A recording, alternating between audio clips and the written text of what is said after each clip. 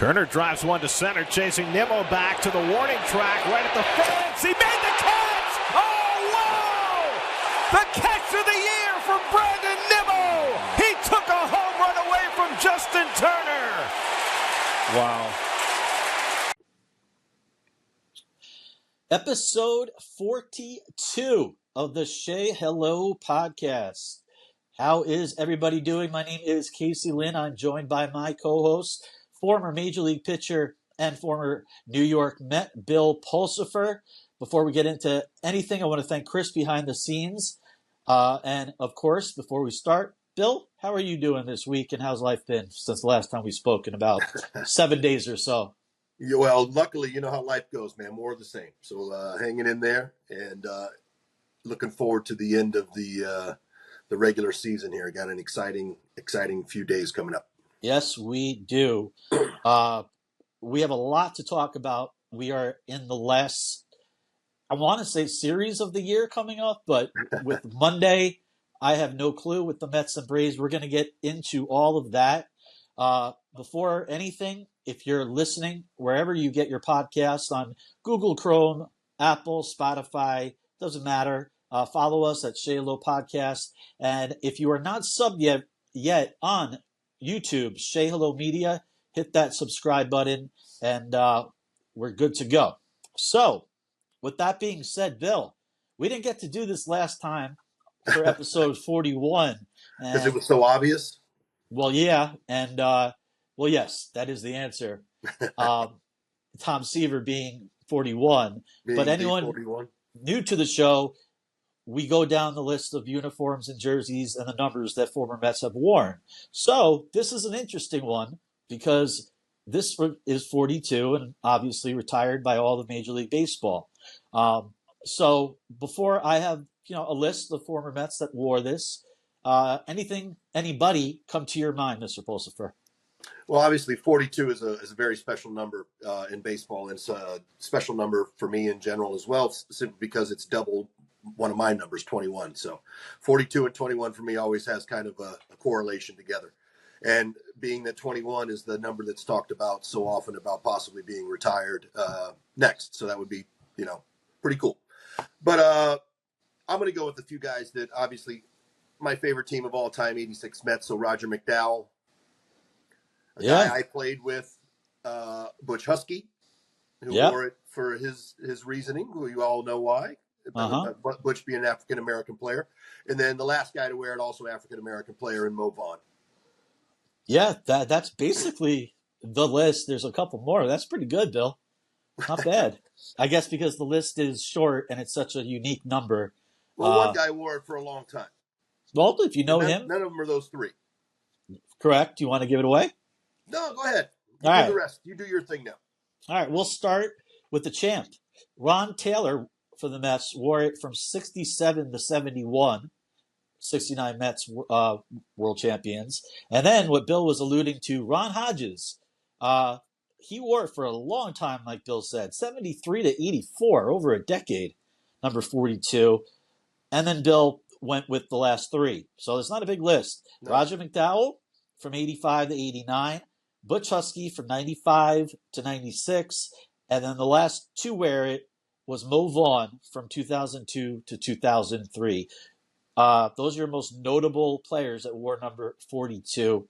And I know Bill knows this. I don't know if our listeners and watchers know this, but anyone wearing 42 when they retired Jackie's number and we're going to get into April 15th, 1997, when they did, they were grandfathered in. Is that a good way to put it? That they still were allowed to wear their number? Gary Gaetti's helmet, the no ear flaps helmet. Gaetti was allowed to continue to wear his. He was grandfathered in. But I guess the last player to wear it was Mo Mariano. Yeah, Mo Vaughn for the Mets, and funny enough, Mo for the Yankees. How about that? Interesting. Mariano Rivera for the Yankees was the last one to ever wear it. And a great representation of the number 42 as well. Absolutely. Tremendous person and tremendous example of humanity in baseball, just like Jackie Robinson. Yeah, and speaking of Jackie Robinson, I wanted to go a little more further into this just because this episode 42, before we get into the Mets and all the wild card scenarios and the weather in Atlanta and getting to Milwaukee. And Driving the Mets fans crazy. I want to talk about the A's last game, which was on Thursday at the Coliseum. A lot to get into. But before, speaking of number 42, Bill, do you remember where you were on April 15th, 1997, the day that Major League Baseball at Shea Stadium retired Jackie's number with Bill Clinton, Commissioner Bud Selig, President Bill Clinton, Rachel Robinson? Do you remember where you were? I don't remember the exact stadium I was in that day, but I do know that I was on a rehab assignment after coming off of Tommy John surgery in '96. So that was not the happiest of times for me because I was going through a lot with the mental game as well as trying to get the physical side. But yeah, I was on a rehab assignment in AAA, trying to get back healthy mentally and physically to be back in the big leagues. Yeah. So you do remember where you were, just not exactly where. Not the exact stadium, but I know exactly where I was. I was in the International League somewhere. Yep. Well, this day, I alluded to it earlier. The reason they did it April 15th, 1997 was because it was 50 years exactly to the day that Jackie Robinson made his debut for the Brooklyn Dodgers as the first African-American, which was April 15th, 1947. He batted second, played first base for the Brooklyn Dodgers. And, going 50 years into the future, 97, I was at the game as a fan, Cool. So I remember it very well, in my teenage years, pre-2001, so that security, we weren't used to any craziness, at that time. Right. 9/11 hadn't happened yet. Yeah. But with the commissioner there, Rachel Robinson there, and of course President Clinton there, they had tight security. So I didn't get into the ballpark until the second inning, and I was there way before the game. But what I remember from it is that they did the ceremony in the fifth inning.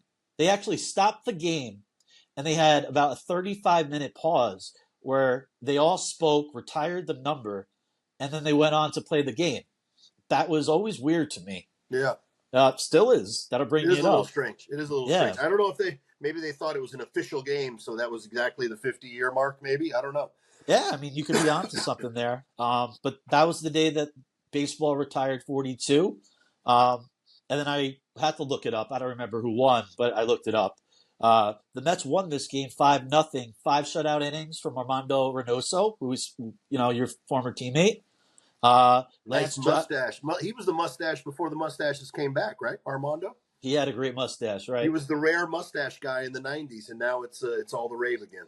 Yeah, everything comes back, my friend. You know what I think about mustaches? Oh, boy, I'm scared. What? The same that I think about Crocs. It's one of those things you're going to look back and say, what was I thinking? Yeah. Except for Armando.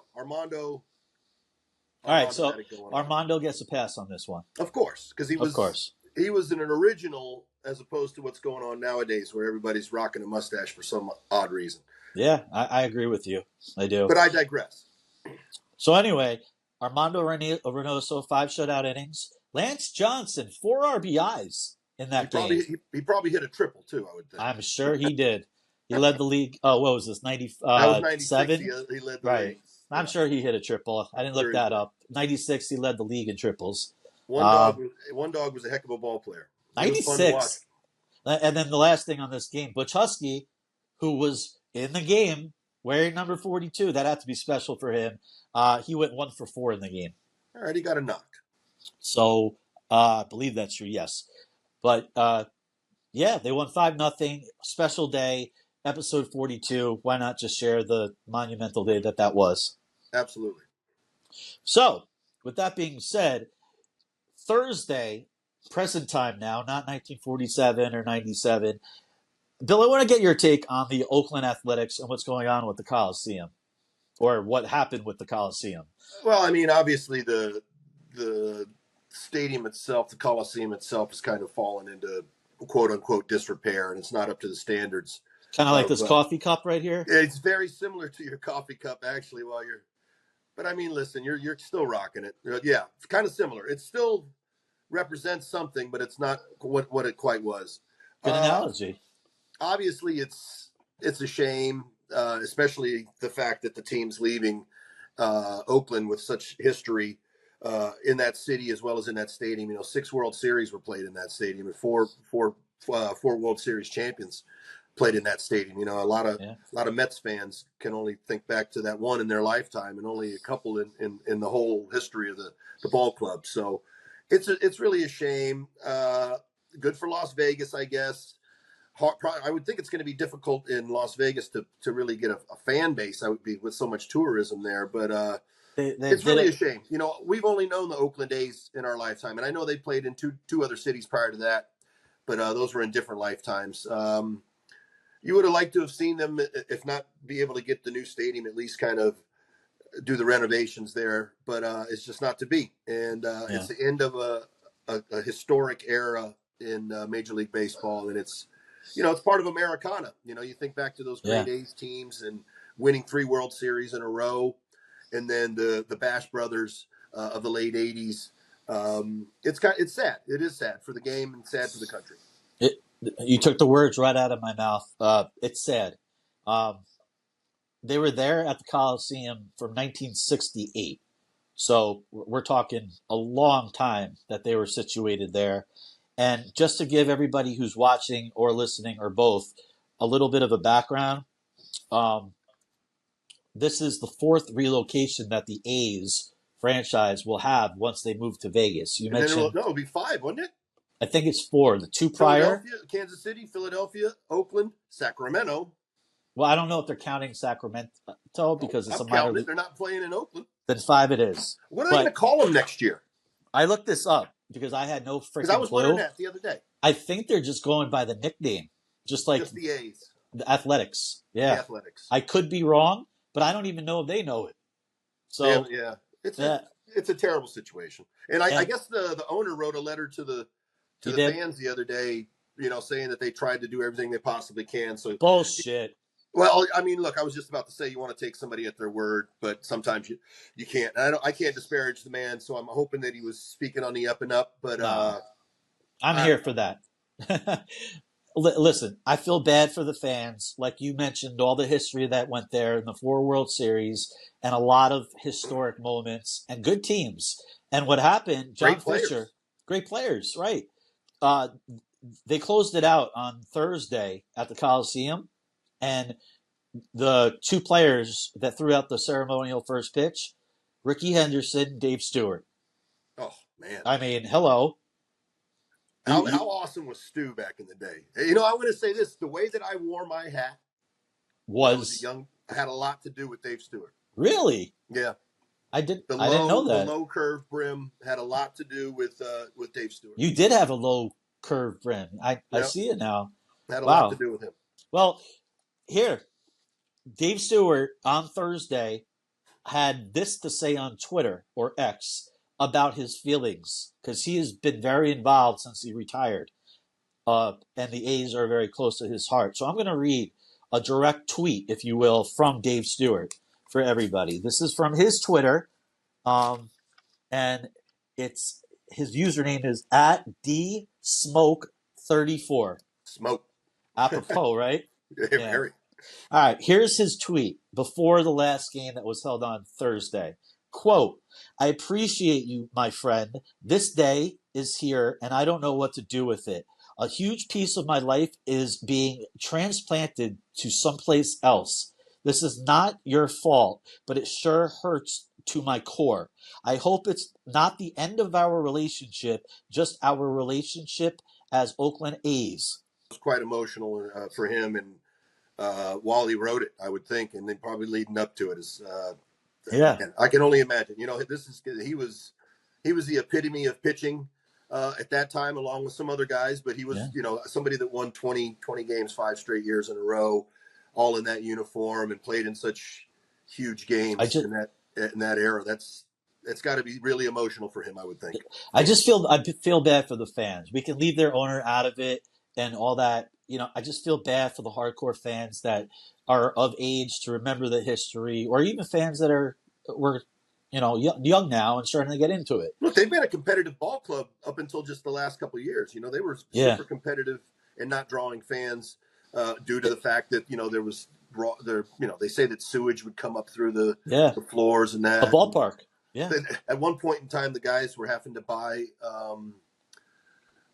drinks in the clubhouse. They had coin operated machines. It's insane to think at the major league level. Yeah. But you know what? You say the fans, but going back to what Stu had to say, the older players, the guys that had so much when it comes to memories and history in that stadium, it's sad. It is sad. That's the only way to describe it. You know who sang the national anthem at their last game? You probably don't, but it's cool. I don't. Barry Zito. He sang it. Yeah. Sang it or played the guitar, one of the two. He was Maybe the one. Both, because I know he was a guitar player.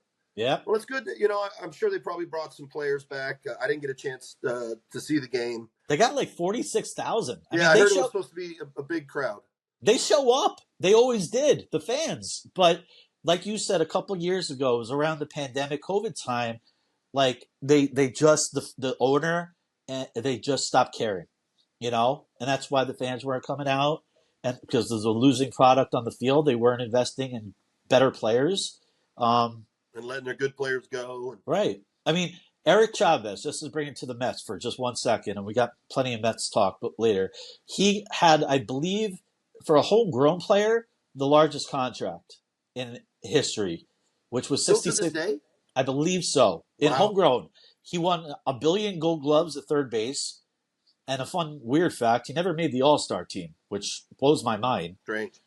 But he got $66 million, which is a lot. Dig the long ball. They don't dig the glove.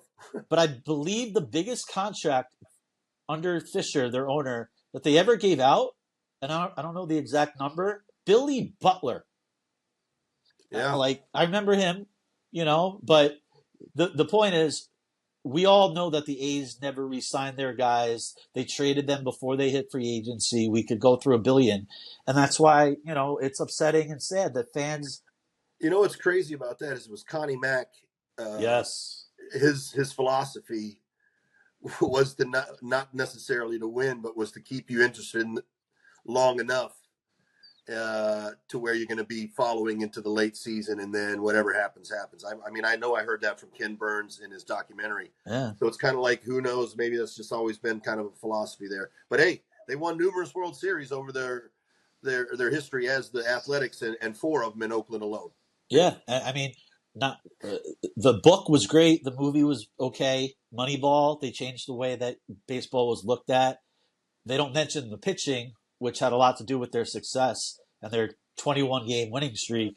But when you don't have the money and they're not spending it, they went the Moneyball route, And they've won. They just haven't got the big one. Right. And they until the last few years, where obviously they've taken a nosedive. But I guess they've actually played really well in the second half. They were second or third best record in the American League in the second half. Crazy. Yeah. So kudos to them. I mean, look, hopefully they got a young team, and it sucks for Oakland. It sucks that the Coliseum's gone, but hopefully the historical organization can bounce back and find a home and become the relevance that they deserve and belong. Yeah, and just to if anyone's wondering, real quick, they're going to where the Sacramento River Cats play in Sacramento, the AAA affiliate. And I played in that stadium. Unless they built a new one, which I don't believe they have. And this was back in 2001, 2002-ish, something like that. I'm sure it's the same. It's artificial turf, I believe. Or it might be now. It was grass back then, but things have changed. It's called Sutter Health Park now. It wasn't when you were there. It was called something else. I don't remember it. But here's the thing, and as a former Major League Baseball player, Bill, you're going, not that they were drawing a lot now, but the capacity is 10,000. It's a minor league stadium. And it's 14,000 when you include standing room and lawn. But it's a minor league stadium, and you can attest, if you played there in the summer, it gets to 110 degrees. I mean, that just sounds like hell. I guess they're going to have the berm out in the back. I guess that's going to be seating now. And look, I mean, obviously all the guys played in minor league stadiums coming up through the minor leagues to make the major leagues. And who knows, maybe the fact that they've played in a 3/4 or more empty stadium for the last few years, maybe the intimacy will bring a little bit of a vibe there in Sacramento, because from what I understand is Sacramento had actually outdrawn the Oakland A's and it's their AAA affiliate. So I believe it.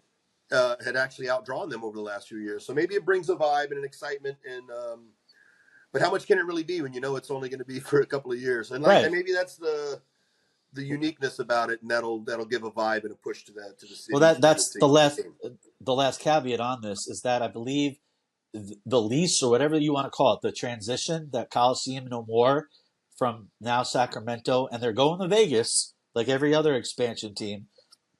And it's funny because the Oakland Raiders used to play in Oakland, and now they're the Vegas Raiders. It's just, but sounds like a conspiracy. It really does, actually. Or maybe Vegas just has the money, But I wonder where they get that money, Yeah. But ice cream sales. Sure. It'll be 3-4 years that they play in Sacramento. Then they're going to go to Vegas. Oh, is it that long? I thought it was only a couple. It's at least 3 years. So if you're a Major League Baseball player, are you signing a long term? Like, no, you're not going to get it anyway as an A. Obviously, not as a top tier free agent. Right. But hey, man, there's going to be guys out there like Billy Butler that'll take that money. Right. Or the quote unquote Billy Butler. Right. No, and I forgot. I wish I knew how much he got, but it was enough money for you and me to retire. Oh yeah, we'd be all right. So, and here's where I want to tie it. Last thing on the A's, because this is a Mets, but it's also a baseball podcast, and this is very important. The Mets went 8-7 at Oakland Coliseum over the 6 decades, including the playoffs, because we all know, the World Series. I have a list of pitchers. I'm not going to quiz you because who the hell would know this? But I'm going to read off the list of pitchers in order of who picked up a win in the Oakland Coliseum. It's pretty cool. You ready? Yeah. Tug McGraw. You got to believe. Yes. Chris Benson. I will be seeing Chris Benson this weekend, believe it or not. Really? I'm doing a baseball tournament, coaching in a baseball tournament, quote unquote, upstate in Fishkill. And Benson is also one of the coaches. That's really cool. That's very strange. I mean, coincidence. Yeah, and I don't believe in coincidences. Now you could bring this up. I can. He's one of 8 pitchers to pick up a win. There you go. I'll have to let him know that little tidbit and see if he. I'm sure he knows he got to win there, but I'm sure he probably doesn't know that 7 other guys only. Yeah. So then, Zach Wheeler, and you notice how it went from Tug McGraw, yes, and then we go 4 decades because interleague play was instituted. Yes. So Zach Wheeler, then you have Chris Bassett, who was an A as well. And a Met for 1 year. Max Scherzer. It's a pretty good list so far. Dennis Santana, I remember him. Drew Smith, and then the last one, Jimmy Yacobonis. So there's. Well, we started off strong, and not that the other names aren't Major League Baseball players, but they weren't quite to the other guys. Tom McGraw, strong.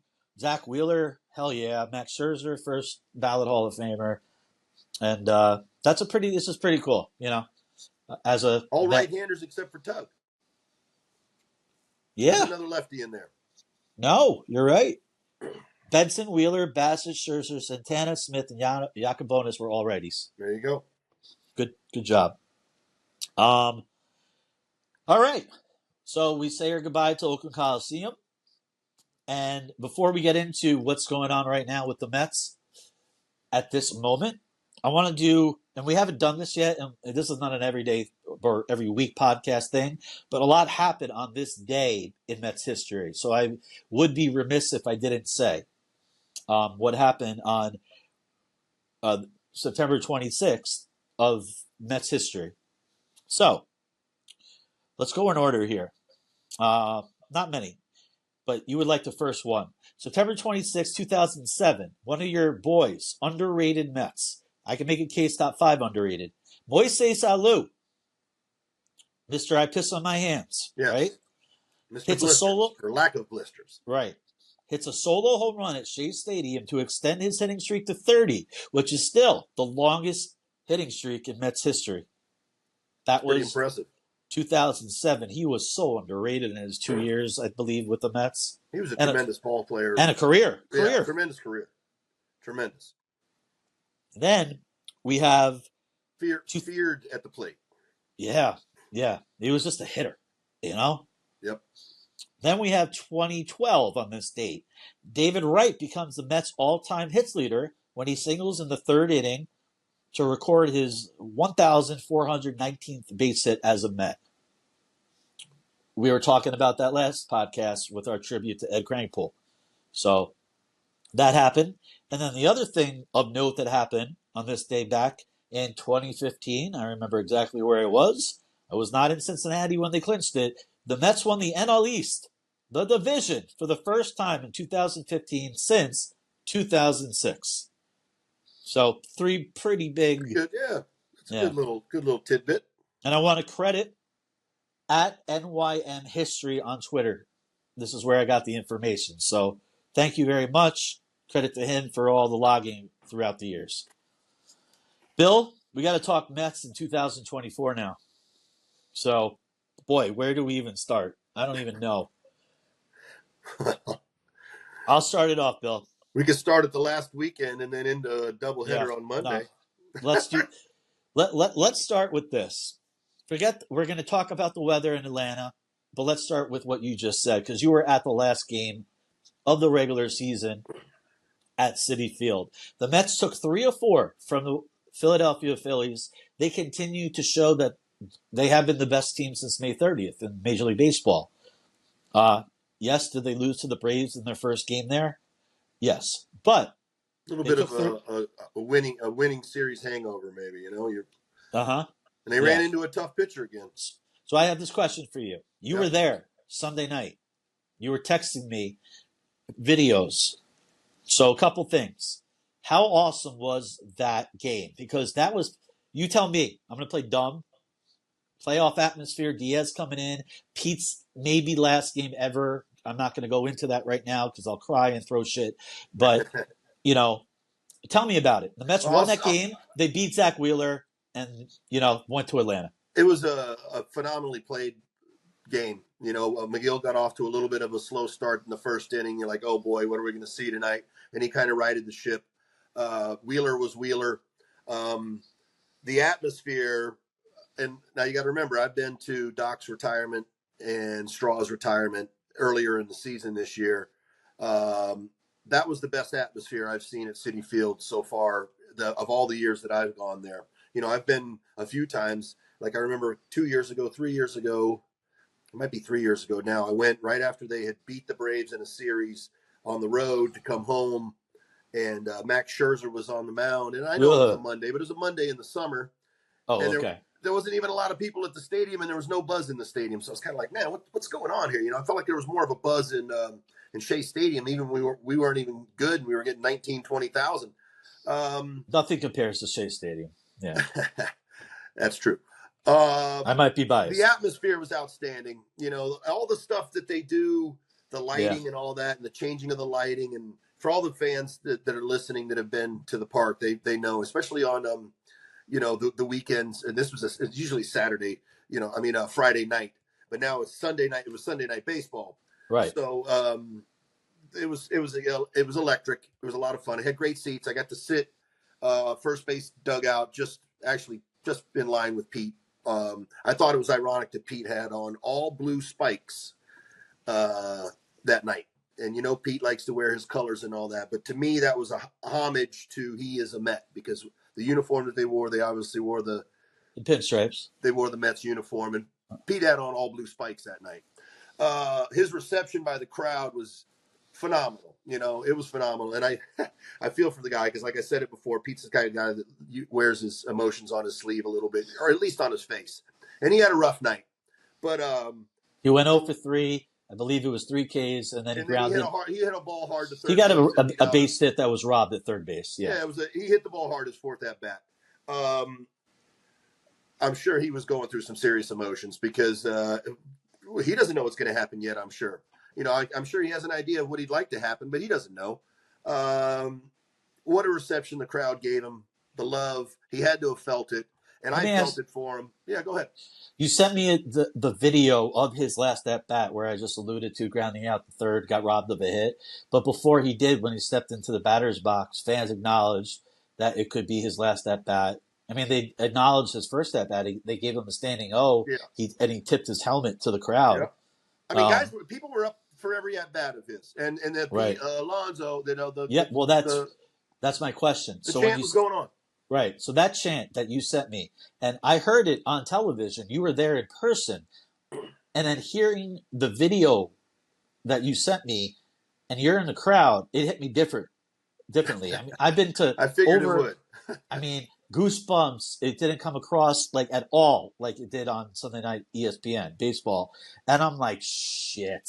Like reality kind of hit me for the first time, Like so. I guess my question to you is: you had that was a sellout, I believe. Yep. And 44 plus thousand. Yeah, they set a record, I believe, for regular season, the 3 games weekend. When you heard that Pete Alonso, do you get it was a goodbye or an appreciation? This is just Bill Paul. I had it totally as appreciation. I didn't have it as a goodbye at all. I really didn't. I didn't at all. Just like I know you texted me the other day, the photo from his wife having tears, and you're worried. Those are tears of appreciation. I think. I don't think those are tears of we're gone. I don't. I don't believe it. I think that Pete, and like I said, little things are cues. And I could be talking out of my ass. He might not be a Met, but I believe he's going to be a Met. The blue cleats said something to me. Good. That was his way of saying I'm a Met, because he wore a Mets uniform that night. I know now, and maybe not the belt, because nobody wears the belt the color of their team. Well, not nobody. A lot of people don't wear the belt. Even rookies like Acuna, who've got 6 games in the big leagues, who have their own personalized belts. But I think I pay attention to little small shit. Casey. Oh, I know you do. To me, the blue spike said something to me, and then whether it was, I think it was him saying I'm a Met. To be honest with you, that's what I got from it. Because Pete wore two pairs of spikes in the game the other day in Atlanta, 2 different colors. He wore purple and he changed to yellow, or what? Some purple is usually goes with the great the purple grimace. Yeah, and then with the City Connect uniforms. Yes, on Saturdays and all. But they didn't wear those down there, and the blue spike said something to me. But it was a great moment, great series. Walking out of the stadium, everybody stayed, nobody left. We stayed to the very end. Obviously, Diaz was electric, throwing cheese up there. And then Alvarez, I don't know what in the world he's doing, trying to play hero, throwing the ball to third base. Just let Diaz strike the next guy out. He tried to, I guess that's a young player mistake. But I was actually yelling and screaming with the guy, Joel, that I was with. Like, what is he doing? What in the hell is he doing? I was screaming on my couch. After 60-plus years of Mets baseball, it had to go down the line, right? That ball goes into left field. It had to. But it didn't, So maybe that means something. Maybe, but I've heard people that saying that the baseball gods are shining on the Mets, but obviously we've got some big games coming up and they still got to go out there and perform. Listen, we have all off season to talk about Pete Alonso, so we'll leave it at that. I took it as appreciation, not a goodbye. And just so everybody that's listening, I don't know, it was Haley Alonso, Pete's wife. I don't even know if it was off her Instagram story.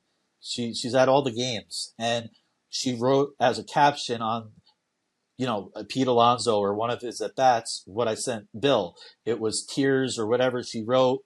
Thank you, and I didn't freak out. I was just like, this kid. I think I texted Bill when he was at the game. We're coming back. I was like, shit. Yeah. That's all I wrote. But thank you for throwing me, taking me off the ledge on that one. Yeah, so, I felt it was. How could that not be emotional for his wife and emotional for him? To have that. Yeah. If you don't know what's going to happen, people showing their love and showing their appreciation for what you've done as a Met and what you've done. For the organization, and if that was going to be the goodbye, but I don't believe that this is goodbye. I don't think those were tears of goodbye. I think those were tears of thank you so much. Yep. Proud for showing my husband the love that he probably loves. He loves it. He loves it. Doesn't love the adulation. He loves being a Met. Yeah, he really does. And the last thing on Pete, again, we're going to have all off season to see what in the hell happens, and it's going to be a fascinating off season. We've said that all year. Is that after the game, they all asked him about all this that we're talking about, and he said all the right things. It wasn't Boris giving him that script, recite this, memorize it, speak it to the cameras. It was Pete being Pete, he wears, like you said, Bill, he wears his heart on his sleeve. He wants to be a Met.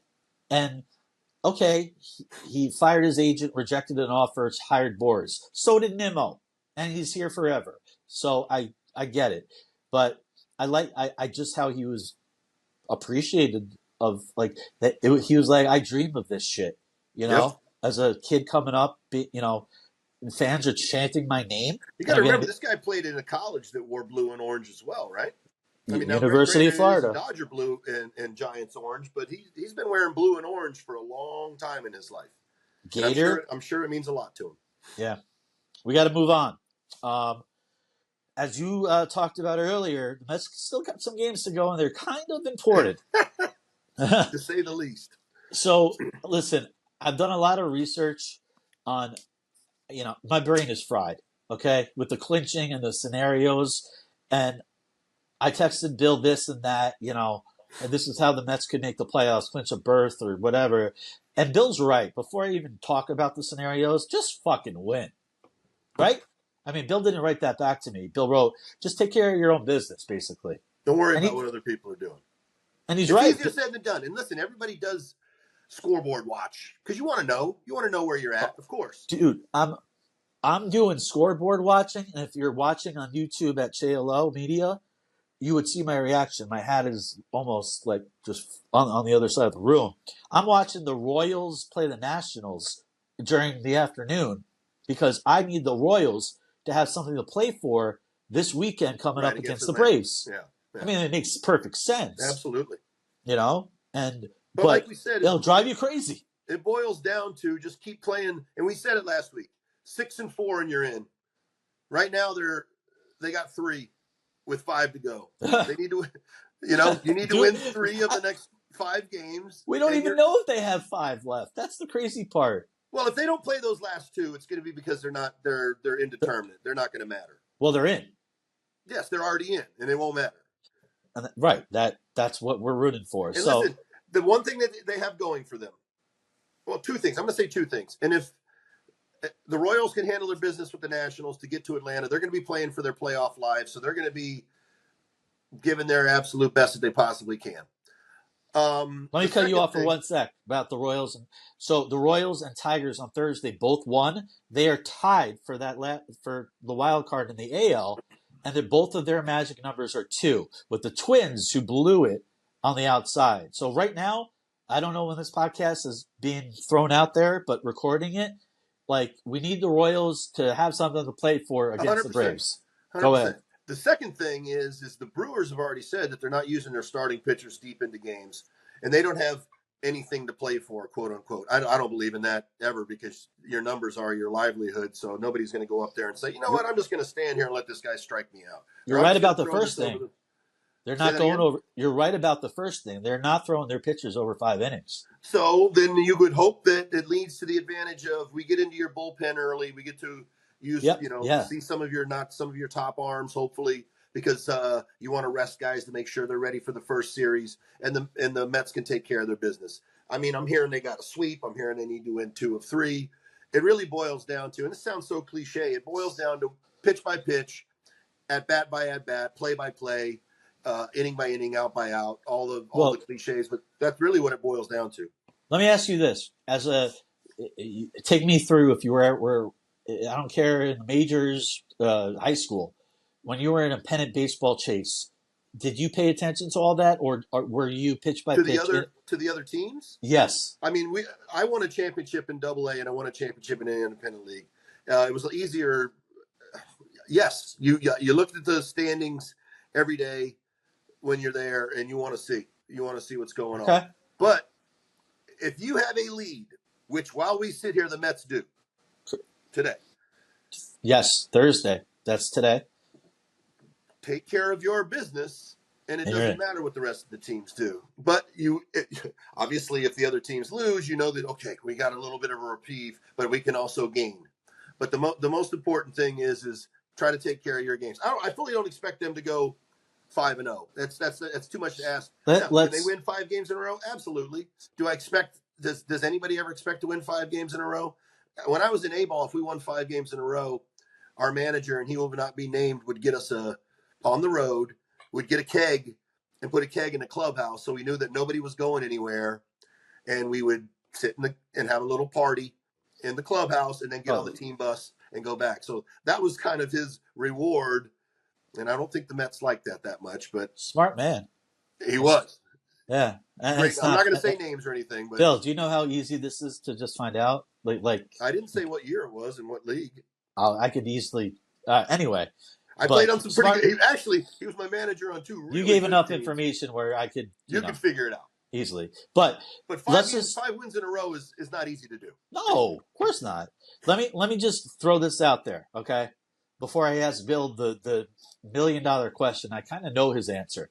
Bill, before I get to the question, as we stand going into the Milwaukee series, okay, the weekend, the last series of the freaking year, right? The Mets' magic number to clinch a playoff berth with the Diamondbacks is 4, okay? That means a win for the Mets or a loss for the Diamondbacks, and it goes down. Braves is 5, okay? Over the weekend, and I don't know when this is coming out. We're going to hope very, very soon. Mets are at Milwaukee. San Diego's at the Diamondbacks. Royals are at the Braves. So we talked about this, but let me just put this into detail. I'm sure all Met fans listening to this know this already, though. San Diego is going to have basically nothing to play for. They're 1 loss away or 1 Dodger win away from the Dodgers winning the division. And they're locked in for that number 1 wild card. The Mets are not. No one's catching them. The Royals, we just talked about them. They're fighting for their lives for a wild card berth. They're at the Braves.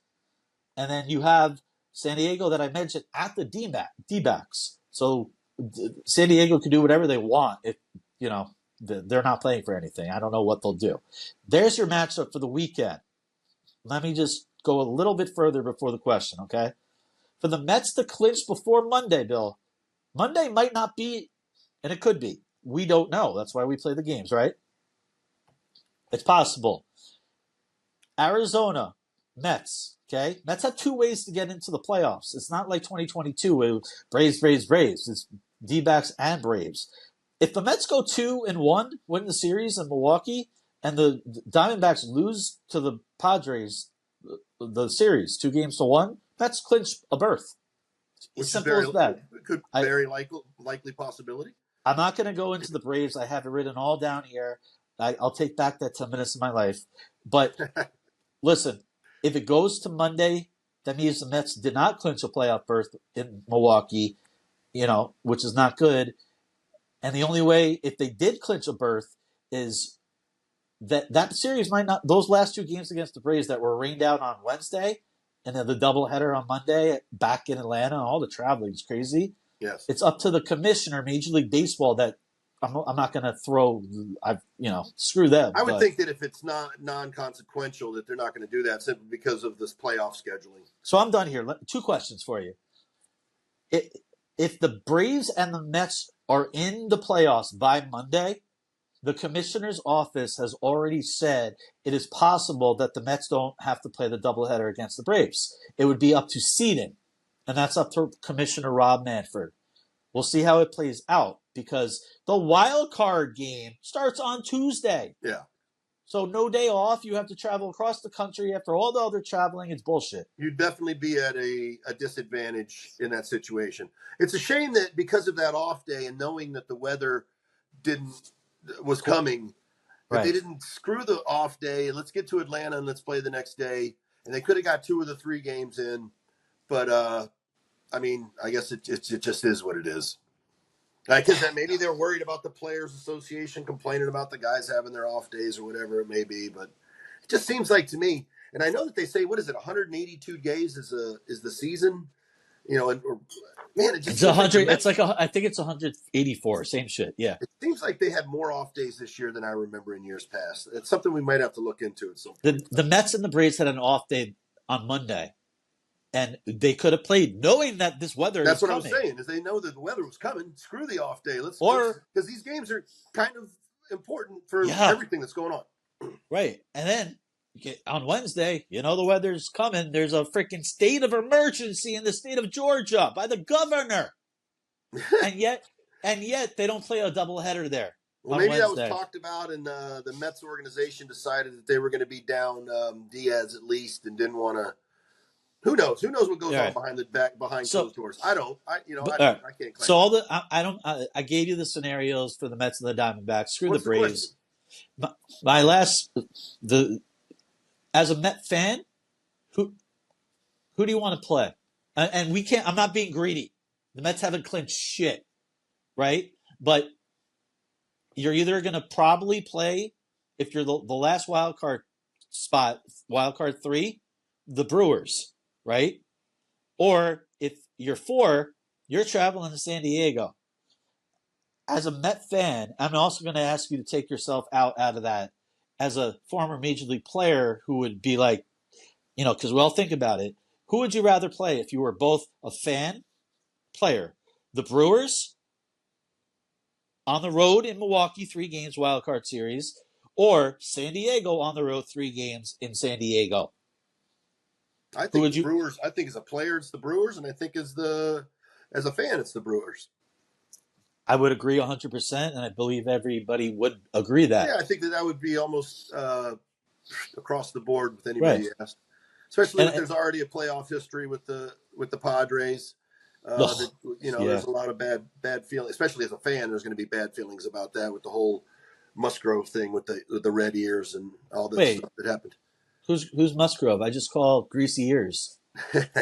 Exactly. That being my point. There is a possibility that the Mets don't have to go to San Diego, but I kind of find it funny, by the way, that David Stearns' first year with the Mets after his whole career basically with the Brewers, and here we are, last series of the year against the Brewers, and then the scheduling in that too. It's like the baseball gods are. Yep. You better believe in them. They have a funny way of working.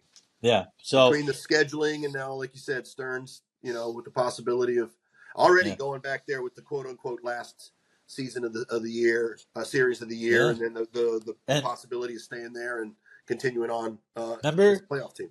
You remember this, Craig Counsell, who left the Brewers and went to the Cubs to be the highest paid manager ever.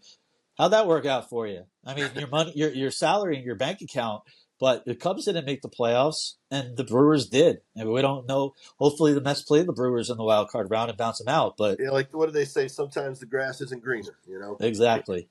So before we get into the mailbag, and that could be baseball gods as well. Before we get into the mailbag, and by the way, Bill is 100% right. And I don't know, you could double down on this because I believe it too. And I never played Major League Baseball, right? There are such things as the baseball gods. Oh, there's no doubt about it. I mean, 1,000%. So there's no doubt about it. If you don't believe, they'll be real quick to let you know. They'll let you know. They keep you humble. They show you the way. And they make you shit your pants. Yeah. They're doing a good job. Talking for a friend. They're doing. I never should. Anyway, before we get into the mail, my pants. That's a Saturday Night Live. Yes. Before the mailbag, we got to talk about 2 players. You mentioned one of them in Edwin Diaz. We have to talk about Francisco Lindor. So 2 players we're going to talk about, and then mailbag, quick pitches. Okay. Okay. Edwin Diaz. Mm-hmm. He was barely used all season, which. I get it. He's coming back from major knee surgery all of last season. And they kind of babied him. He would never go more than 3 outs. He'd come in maybe for a 4-out save. But here we are in the latter stages of the year, very latter stages of the year. And he came in for a 4-out save and then a 2-inning 6-out save. And then Carlos Mendoza's quote was, "It's big boy time," Right. Which he has alluded to in the past. And he was right. Edwin Diaz looked, and I'm not jinxing anything, Met fans, he looked really good. Would you attest to that? I think that obviously he's had some serious ups and downs this year. And going through a year trying to make it back off of an injury obviously has its own issues, own things that you have to deal with coming back off an injury. And a lot of them aren't necessarily just physical, but mental. I've believed this about Edwin for the longest time. Most baseball players are mental guys and are battling themselves as much as they're battling the guy. Especially like you said, a closer. Yes, 100%. Remember what we said last week? They're You're either either a psychos psycho or cold-blooded, one or the other. and can I just say one thing? I put that on a short on YouTube, Bill, Yeah. and I didn't tell you this. That one clip, I made it to less than a minute, so you can make it a YouTube clip. It's gotten over 500 views and counting. Awesome. About what you said, because you're right. You're either a psycho or you just have no pulse. None at all. Yeah. But I saw a switch in him after the series, and like you just see it in his face. And like I told you before about reading people, and you laugh at me, but the face tells a lot. And I saw more doubt in Edwin up until that point where he had the rough series in Philadelphia 2 weekends ago. What I saw from watching the following week, and obviously I couldn't see his face while I was at the stadium that night, but watching the games that he came into after he gave up those home runs, he just looked like a more determined, more pissed off guy.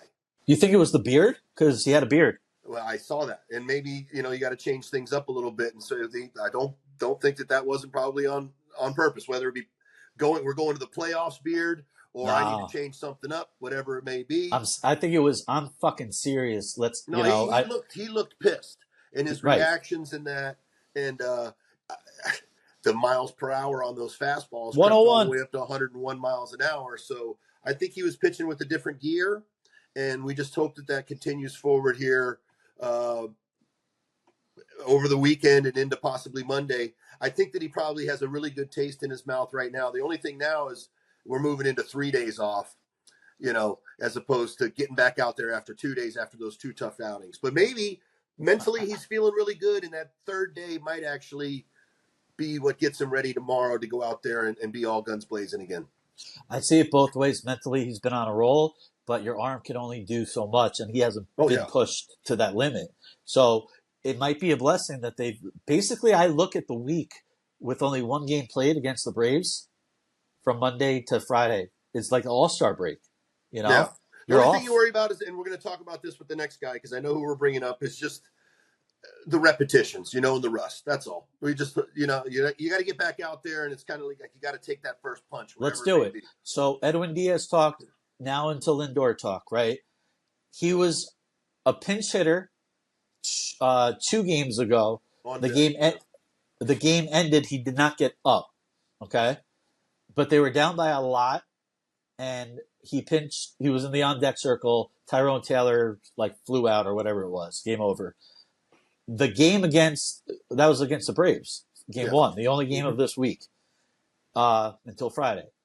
And then the game that got rained out on Wednesday, after 8 straight days, he is finally back in the lineup, batting first as the shortstop. Now, I personally, and you could think I'm crazy, okay?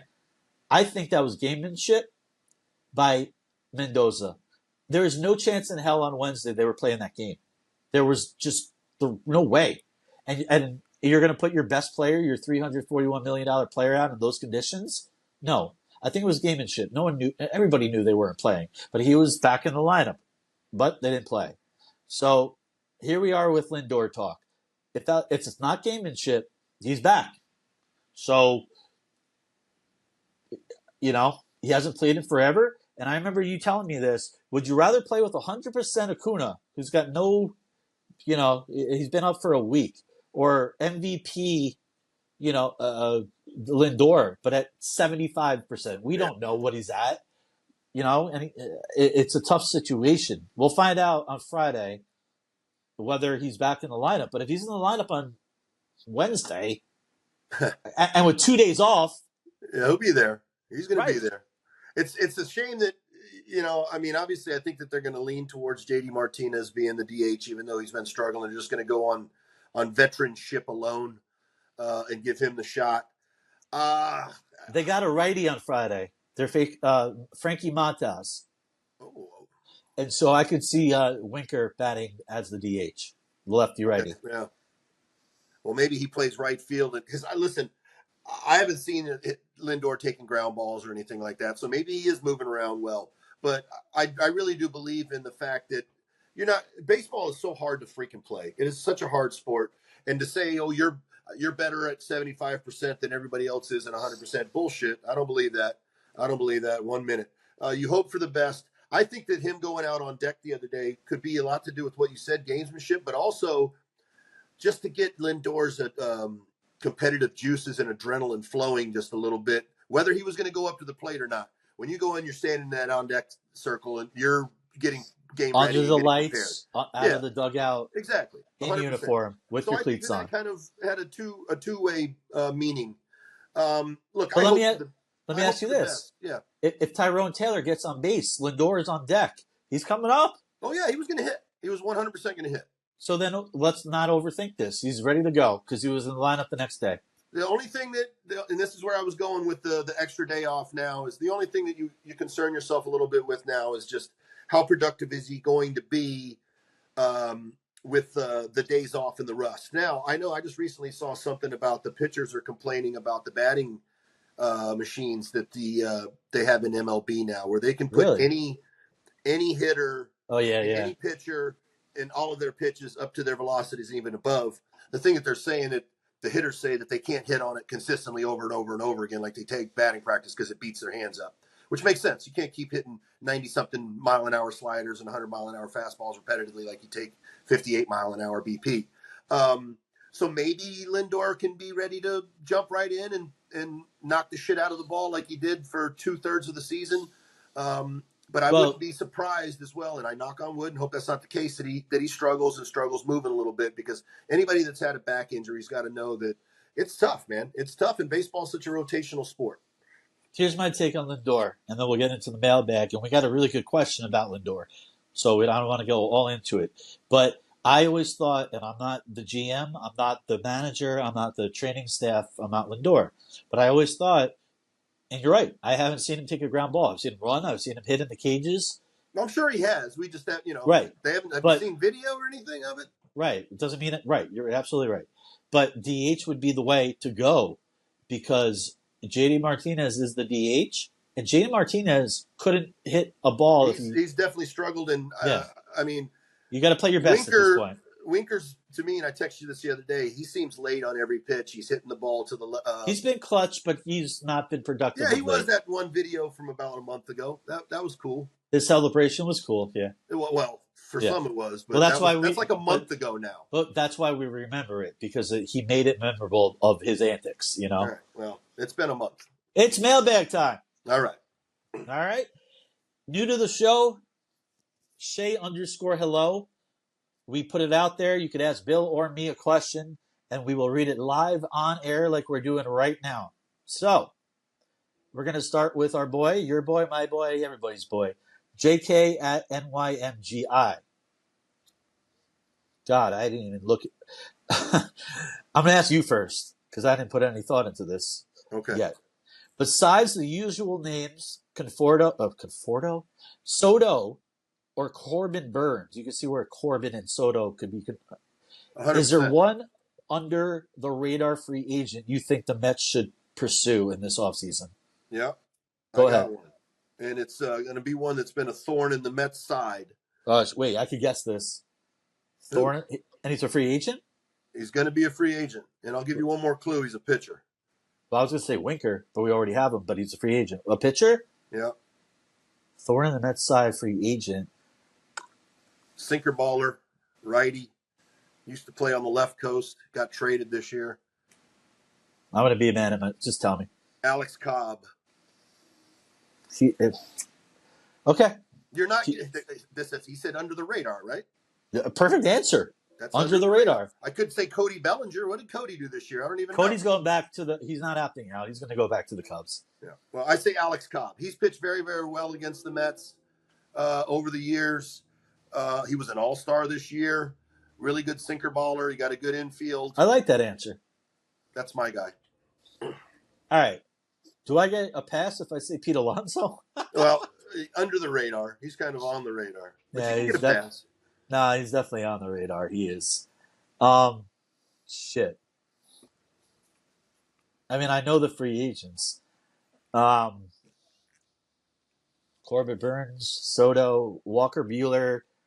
Walker, that was one of my another guy too. But he's too injury prone lately. We'll see how the playoffs go. What, 3 Tommy Johns isn't normal? Right, exactly. Oh man, let me get back to that, okay? If it comes. All right. But it's a great question. I love your answer. And I think he's a good, solid pitcher. Good, solid pitcher, and he's been a thorn in the Mets' side. I think. How about this? Does this work? Because he's on the Mets now, but he has a player option, so he's not. No, he's too on the radar. But because he's opting out, the Mets have a player team option on Phil Maton. So while it's not a under the radar free agent, because technically, but that's my answer. That'll work. I think the Mets. I believe it's a team option. Retaining Bring back Phil Maton and taking his option. Yes, I can see that happening. I love Maton. He's been good. You were there on Sunday, Bill. He came in after McGill only went 4 innings. Maton, it doesn't matter. 8th inning, he pitched 2 innings, 5th and the 6th. Well, he's a pitcher. He pitches. He doesn't throw, he pitches. And he's the opposite of what we've talked about in the Psycho. He's got no pulse. He's just, yes. I want them to go to the mound, check. It's like he's clinically dead, but he's pumping it 90 miles an hour, getting everybody out. So that's my answer. All right. Thank you for the question, JK. Steve, NYFD NY7. Ready? Yep. He's got both for you and me. I'll read the question. Either I or you can start. All right. Bill and Casey, if you had to choose one batter to get a base hit in the bottom of the ninth to win the game and one pitcher to get it out in the same situation, what 2 players are you picking all time? Thanks, fellas. You want me to go? Up to you, buddy. Well, pitcher, if I had to get one out in the 9th inning, that's a no-brainer. That's Mariano Rivera, obviously, of all time. I need to get a hit, and it's the 9th inning. I think this is a hit, just a hit. I'm gonna. Yeah, let's say runner on second base scores a run. I'm reading reading it in my to get a base hit in the bottom of the ninth. Base hit. I would say Teddy Ballgame, the Splendid Splinter, or Tony Gwynn. Okay. They're going to put the ball in play. Tony Gwynn is a strikeout. No, yeah. I like those answers. I'll go with Tony Gwynn or Ichiro. Because you just know they're going to put the ball in play. I'll go with Ted Williams is great. Arguably the best hitter of all time. Right. But I'll go with Tony Gwynn. I've seen the stats. We all know how great of a hitter he was. Tony Gwynn. Pitcher's a difficult one because you could even, it's a great question, by the way, Steve. You could go a starter, You could, but I'm just thinking in the mentality of 9th inning. This guy's pitched in the 9th inning more than nobody's better than Mo. Nobody's been better in the 9th inning ever than Mo. So I did think about this one because it came in early, or whenever it came in. Rivera would be top 2, but to be honest with you, this is where my head kind of goes into fire mode. Is it a lefty? Is it a righty? Because Mariano obviously could get anyone out, right? They used to make the mistake of pinch hitting lefties against him, and he would break the cutter just sawed off their bat. Right. I never got it. They never figured it out. Don't do that. Right. Mariano's Gonzalez, and he did break the bat, right? Yeah. He broke his bat, but it went over Jeter's head. Right. Rivera's a safe way to go, but I'm gonna have a little fun. Okay. All right. Randy Johnson. That's a good one too. And I was thinking Pedro would be up there too if I had to choose starters. Yeah. Just the no nonsense. Pedro was small, but Pedro didn't give a fuck, and we know that Randy did it. Fuck. Randy and Kurt Schilling split the World Series MVP. One of the greatest performances of all time, back to back night. One night to the next in the history of the game. I think with Randy Johnson. We all remember John Crook, or was it? No, I'm sorry. Was it Crook or Larry Walker? Both. I think he did Crook and Walker. He turned his helmet around, batted from the other side, and backwards. Yeah, right. No, he made somebody else turn. No, it was Larry turned around the other side, but he threw it over Crook's head too. He threw it over both guys' heads. He was as intimidating as you could be. I got a chance to meet him and hang with him a few times through a mutual friend. The big unit? Yeah, and it was great. And, obviously, and then when we would ever come across each other running polls or whatever, he would always stop and say hello. He's actually a really down to earth, nice guy. He's He's not like, like flamboyant. He's a down to earth nice. Now, you get him out on the field or on his right. day that he's starting, don't say a fucking word to him. Stay away from him. That was like, and Al Leiter was the same way. Yeah, Don't, but don't, don't. he's Right. actually a soft, not soft spoken, but not big. I'm 6'10" and blah, blah. He's not like that at all. Him and Griffey, both Seattle Mariners, took up the same hobby, photography. Photography, yeah. Funny how that just works out. Yep.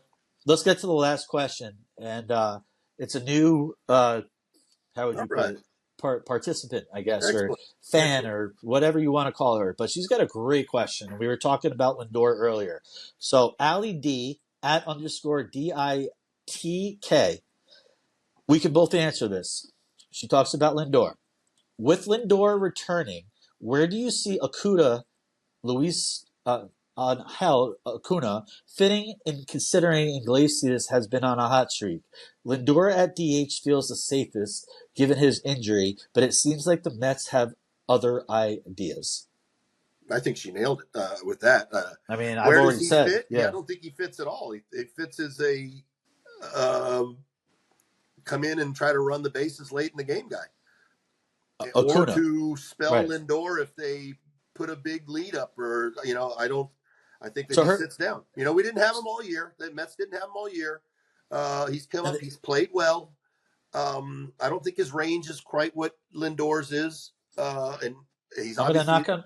He could turn into a pumpkin anytime, but you want Lindor out there if he can play. if he can You play. know? Yeah, I think Acuna's going to sit and be there and be part of the supporting staff and maybe run bases at some point in time. I'll say this first. But off, I do like we both agree that DH would be great if you could throw him in there because it saves the extra movement, the extra running around, the extra for the body. I totally agree with you, Bill, because Acuna has shown that he could play short. We've seen some, whatever throwing errors or miscatches or whatever you want to call it, and Lindor would never make that.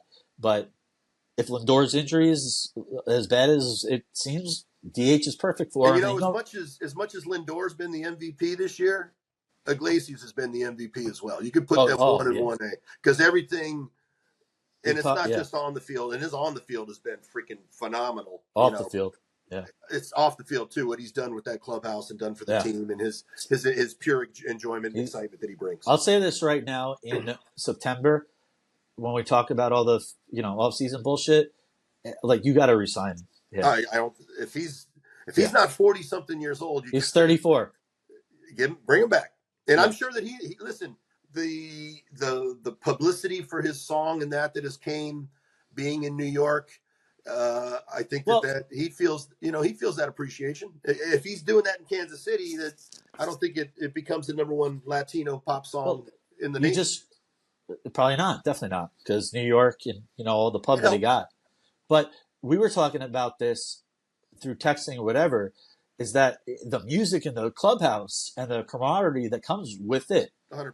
is so huge, and people need to realize that when you're baseball players on a team are family. You got to remember, from February until, if you're going to win the World Series, basically the end of October, you're with each other 162 out of 184 days. Well, then he better get in the studio and put together another new hit for next year because, oh my God, you can't keep rocking in that the next year. He's kind of busy unless you win a World Series, and then you just ride it out. Yep. Great answer. I agree with Allie. I believe Lindor should be the DH, but if that lineup, and gamemanship or not, because they were not playing on Wednesday, they had him batting first at short after 8 days for Lindor without Acuna in the lineup. You and I actually talked about this too, and I'm going to go back to JD Martinez real quick, and then we can wrap up. Yeah. Maybe, because he has been struggling, and we know that the reason that he didn't come up right away after he signed was because 1 at-bats and then 2 he injured his back. And we talked about this.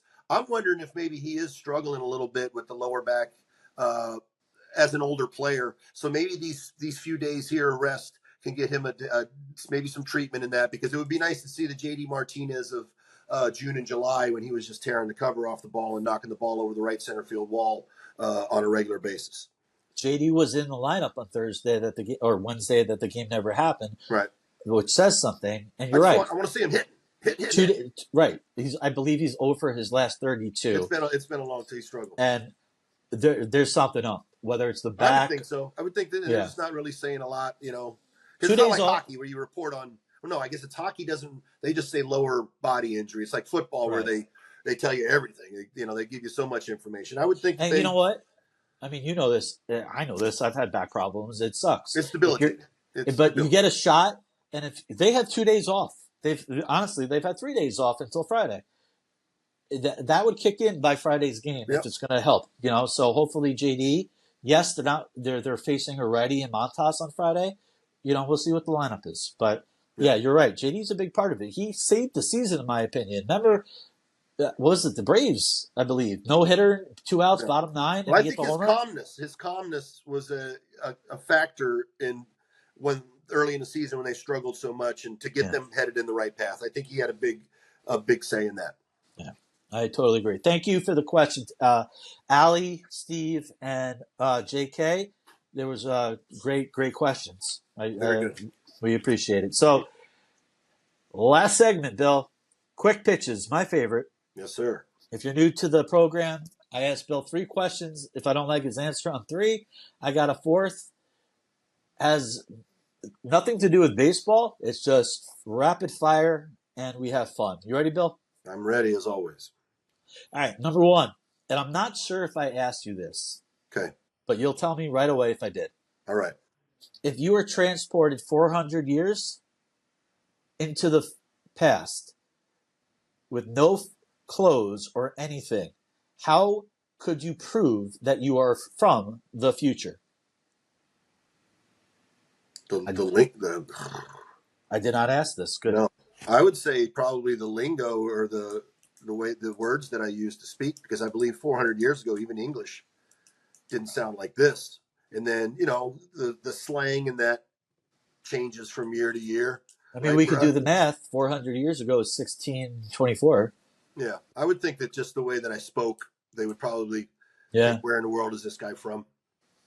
It's either this guy's a genius or you're crazy, right? One or the other, yes. One or the other. It's either probably or. Like, I can't understand a word this guy's saying, and I'm probably thinking the exact same thing. Even though we were probably, because I watched a short video the other day about English, Old English, and the way that it sounded, and they would play the dialects, and the dialects were very, very different, like unrecognizable.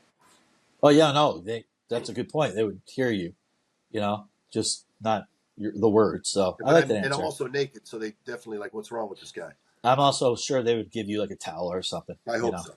A burlap sack. All right. Number 2. What is your go-to breakfast / if you were out and you could order anything? It's not death row or anything like this, but you could answer any way you want. Your go-to breakfast, or like you could have whatever you want. Calories don't matter. Serve me. I'm hungry. It's the morning. Well, I would say my go-to breakfast would be Long Islander here, the bacon, egg, and cheese on a roll or an everything bagel. I'm such a Long Islander because I knew you were going to say that. Yep. Salt, pepper, ketchup. Everything bagel? You said everything. You said everything bagel. Everything bagel or a roll. Okay. Either or. But everything bagel if I put it on a bagel. Over medium fried, not scrambled. Right. Okay. Eggs. If I had I'm not worried about, I'm worried about calories, but if it was like a sit down breakfast like that, I would say, and I'm going to go Southern on you now, sausage gravy over biscuits and country fried steak with white gravy on it. Okay. And some hash browns. So you've had what you just said. You've had that, obviously, because you loved it. Go-to. If I was to sit down and order breakfast, I mean, obviously, look, pancakes, that's boring, but whatever. Right. If I'm just saying I'm blowing it completely out, biscuits with sausage gravy, the fried country fried steak with white gravy, and hash browns with ketchup and salt. Lots of. All right. So number 1, I'm from Long Island. Your go-to is the bacon, egg, and cheese, right? Number 2, I've never had. Ever. You have a. I'm not. Come on, Florida's not like. You have a Cracker Barrel around Georgia, Alabama. I know, but you have a Cracker Barrel somewhere close to you. I wouldn't even know where a Cracker Barrel is. Your phone will tell you. And go have their biscuits and gravy. I've been there. Go check it out. Look, it's not going to be top notch, but it's right. Cracker Barrel. Cracker Barrel. You know what it is? Terrible. I just think it's so much. That's dinner. It's a lot. Yeah, it's a lot. All right, and then you go take a nap. That's like maybe you went out. You went out the night before. That's a whole Bill. You know this. That's a totally different question. Right. All right. Because that would be your hangover fix. You know. There you go. That and then we go get some McDonald's Coke and we'll be good to go. Yeah, you've said that before. Yeah. All right, number 3. If I don't like the answer, I got 4 for you. All right. What is one thing you think currently is really overrated? Could be anything. And don't say the Braves or anything in the world. Anything that has to do with TikTok, any what do they call them? They call them challenges. Some of the challenges aren't a challenge. It's just I'm not on TikTok. It's like do something stupid. I think that TikTok is way overrated. I think, and look, I'm old. I'm 51, so I don't think you need to be old to agree with that. Well, I mean, look, a lot of older people do TikToks too, but it's like just dumbing down of us, just dumbing us down completely, which is sad. Overrated. I don't like that answer, but I do agree with your answer. Is that fair? That's fair. I believe TikTok. Do you have something? What's so overrated? Well, this TikTok's pretty big. Oh, TikTok's huge. It's overrated. Yeah, but I think it will die eventually. At least I hope so. There you go. I think this might be a first. You're asking me on the quick pitches. Yeah, I want to hear what your overrated is, and then you can ask the fourth one. If so that now I know what it feels like. Overrated. You know what? I'm good at coming up with answers right away. Hold on, but you for 42 episodes knew that I know nothing. I just know that I'm going to give you a good answer. You don't know the question. Answer. I have an answer. I just don't know how to say it without coming across a certain way. So, you know what? Screw it. I believe marriage is overrated. Ooh. Now, can I explain why? You can, but I think I follow you. I think. I've never been married. I've never had kids. I'm at the age where I could have had 3 divorces at this point. But love is love. You don't need to me, you don't need a piece of paper and all that comes with it, to prove it. I can dig it. So I'm not against marriage. And most marriages end in divorce anyway, right? So I see where you're coming from. It's like 60-40 or whatever the hell, Yeah. But it's better than 50-50. We know that. So I'm not against it. I just think it's overrated. I got you. I can dig it. Okay. All right. Let's do one more. Okay. Do you believe in karma? You know what? Bam. This is I the knew thing. it. I knew that would get you. This is the thing about karma is just as soon as you think you don't believe in karma, something will freaking happen to make you, if not question it, then at least believe in it for a little while until you do something stupid the next time. And then it'll have to remind you again. So do I believe in it? Man, I don't know what the hell I believe in sometimes. So I'm not going to say no because I would be foolish, but I'm also not going to say yes because I guess I just want to tempt fate too often, I guess. But that's a really good question. You didn't give an answer. You didn't give an answer. I said I don't know. I don't know if that's not an answer. That's not an answer. I don't know. That's an answer. I don't know. I'm not the. Do I believe in it? I'm not putting you on the spot. I'm going to say this. I'm going to say no. I don't believe in it, but don't fuck around and find out. Did you ever? Let me put it this way. That's a perfect way to put it. Did you ever fuck around and find out? 100%. I wouldn't be saying that if. So isn't that karma? Yeah, but then you could also. I could think of other times where I did something that I possibly shouldn't have done, and then nothing has happened. So. Fair. No, I get it now. But maybe it comes down the road. It comes down the line. Oh yeah, maybe you don't know when. Karma has no time. So I guess if pressed on it, I would have to say, man, like I said, I don't know what I believe in, or if I believe in anything. Yeah. You don't. Yeah, it's a good question, and if you're gonna fuck around, you're gonna end up finding out, though. Yes, we'll put it that way. That's gonna wrap up quick pitches. And before we wrap up, I'm gonna ask you one more question. It's not quick pitches. This will be our last podcast until we know that the Mets are making the playoffs or not. Okay? Yes or no question. Are the Mets making the playoffs? I'm just going to say yes. I'm not going to doubt what this team has done and the trials and tribulations they've been through this year, and I'm going to stay positive and say the Mets are going to be in the playoffs, and we're going to get to see some playoff baseball. Now, I shouldn't say that because I'm such a jinx, but I'm going to stick with it. I'm going to stick with it. I believe in these guys. There's nothing that has told me since May 30th that they won't. Right. Yeah, they're the best team in baseball. They have a lead right now. They're sitting here as we sit recording this. They have a lead, so it's theirs to lose. Yeah, you're right. And here's where everybody who's watching or listening or both, say hello media, hit that subscribe button. Met fans, and you're a player, former Met, right? And you're a fan and you're part of the organization now in different capacities. We're miserable. We expect the worst. Right. We're conditioned to that. It's not our fault. It's just, it happens. So I'm going to be optimistic, and I'm going to echo what you said. Yes, we're going to make the Mets are going to make the playoffs. Good. I'm glad to hear that. All right. Wrap up time. We went a little overboard. Yep. We had some really good mailbag questions. We touched on Oakland. We touched on everything that we could have today.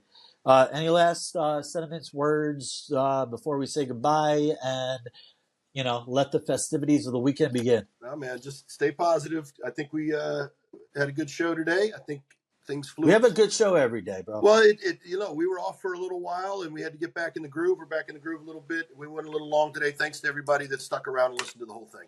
Back in the groove is what they play after the Mets win at Citi Field, so I like where you're going with that. You got it. Chris, thank you very much behind the scenes for doing the dirty work and the great work that you do. For Chris and Bill Pulsifer, my name is Casey Lynn saying so long until the next episode of the Say Hello podcast.